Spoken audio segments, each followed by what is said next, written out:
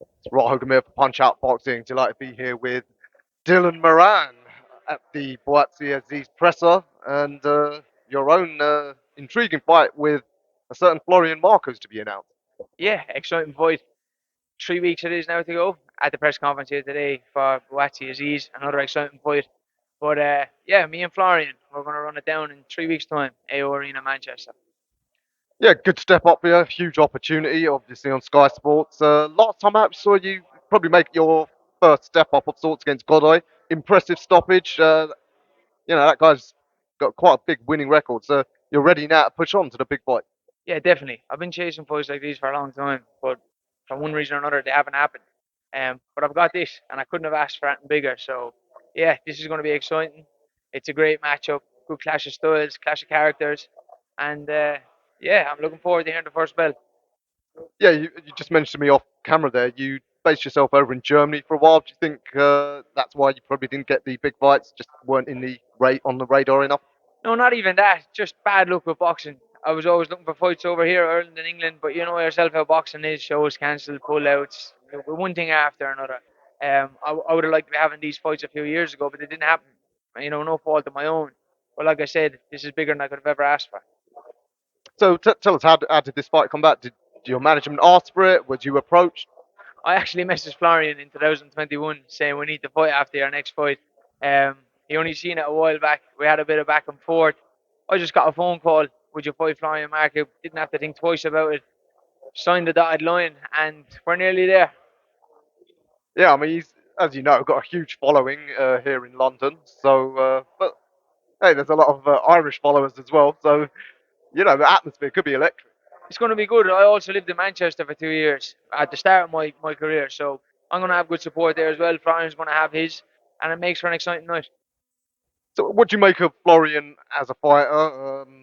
I mean, he's had a couple of good performances. Obviously, he's a great talker, but then some of his performances haven't been convincing. Last time out in Albania against the Mexicans, some people got away with it a bit.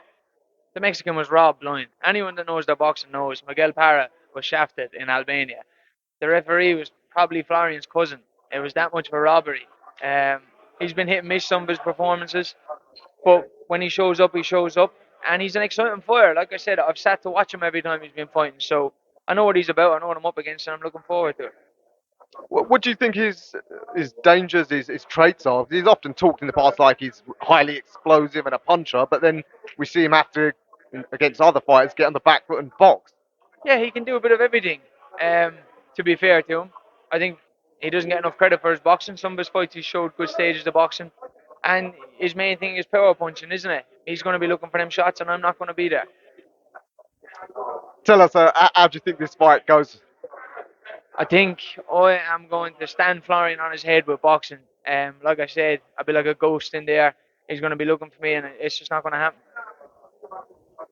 You know how this game works though, because he's so box office. You're going to have to really dominate, be put in a dominant performance to make sure you get the result.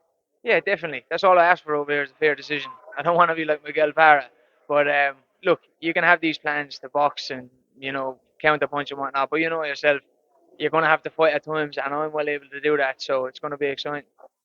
Yeah, indeed. I mean, this fight, is it at welter or light welter? Welterweight. So, I mean, what's your assessment of the division? Obviously, right at the top, Matt has finally got settled by Crawford. I guess he might start vacating, and that could, filter opportunities all the way down. Yeah, who knows? I haven't looked past Marco, to be honest with you. Haven't looked past him at all. Get him out of the way. We'll sit and have a look then and see what's next. Other than him, is there any other names that you're looking that you'd love to fight? No, not really. I was always after Marco. And now I have the fight, so I have what I want. And it's just about me, going and grabbing the opportunity by both hands. I've worked hard enough to be here. And I'm fully confident that I beat him on September 2nd. Yeah, beat him. I guess those opportunities will then just line up for you. Yeah, beat Marco. He's my golden ticket. The opportunities will come quick and fast after that. Oh, if he does turn up here at the press, I don't know if he will. You guys gonna give us some verbal sparring to whet the appetite? So that's what we're here for. We're going for the face to face after the press conference. So I'm sure that'll be exciting. Um, yeah, that's going to make for good viewing. I'm looking forward to that Irish crack. Appreciate that. Thank you.